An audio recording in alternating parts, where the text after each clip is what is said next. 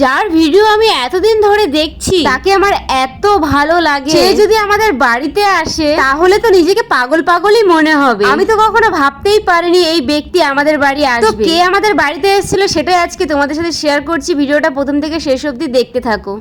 Hello viewers, আমার নাম সোনালী, আমি থাকি পানাগড়ে। আমাদের বাড়ি কে এসেছিল সেটা তোমাদেরকে একটু পরে বলছি। তার আগে তোমাদেরকে বলি এই ব্যক্তির প্রতি আমার কেমন ধারণা ছিল সেটাই তোমাদেরকে বলি আগে। আমি ভাবতাম এত বড় একটা সেলিব্রিটি আমাকে কখনোই পাত্তা দেবে না, আমার সাথে হয়তো কোনোদিনও কথাও বলবে না, আমি এটা মনে মনে ভাবতাম। কারণটা হচ্ছে অনেকদিন আগে আমি তাকে মেসেজ করেছিলাম কিন্তু সে রিপ্লাই দেয়। তখন আমি ভেবেছিলাম তার তো অনেক ফ্যান ফলোয়িং, আমার মতন এত ছোট একটা ক্রিয়েটরকে কি সে পাত্তা দেবে, এটাই আমি ভেবেছিলাম মনে মনে। কিন্তু আমার ধারণা সম্পূর্ণই ভুল ছিল। যবে থেকে তার সাথে আমি কথা বলা শুরু করেছি তখনই বুঝতে পারলাম যে না, মানুষটা সত্যি অনেক ভালো। এত ভালো মনের মানুষ, এত ফ্রেন্ডলি, আমি তো ভাবতেই পারিনি কখনো যে আমি এত সুন্দর সুন্দর মুহূর্ত তার সাথে কাটাবো।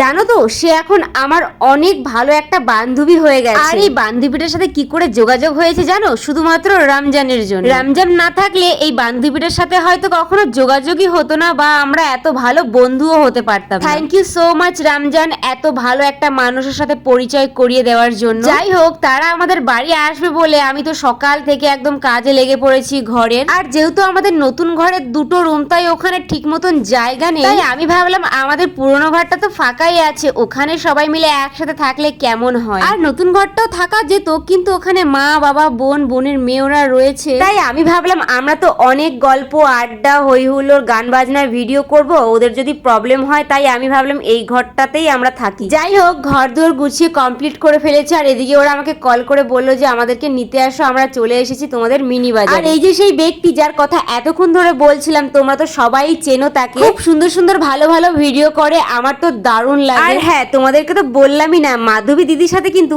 আরো একজন এসছে, আর সেটা হলো মৌদিদি। মৌদিদিও কিন্তু খুবই ভালো মনের মানুষ একজন। যাই হোক, ওরা আমাদের বাড়িতে এসছে, তাই ভাবলাম যে চলো একটু আমাদের পানাগড় বাজারটা একটু ঘুরিয়ে দেয়। তাই আমরা সবাই মিলে একটু চলে এসেছি ঘুরু ঘুরু করতে আর চাও খেতে। যাই হোক, আজকের ব্লগটা বেশি বড় করলাম না, এইটুকুনি রাখলাম। কেমন লাগলো তোমাদের অবশ্যই কিন্তু কমেন্ট করে জানিও, আর একটা লাইক করতে ভুলো না কিন্তু।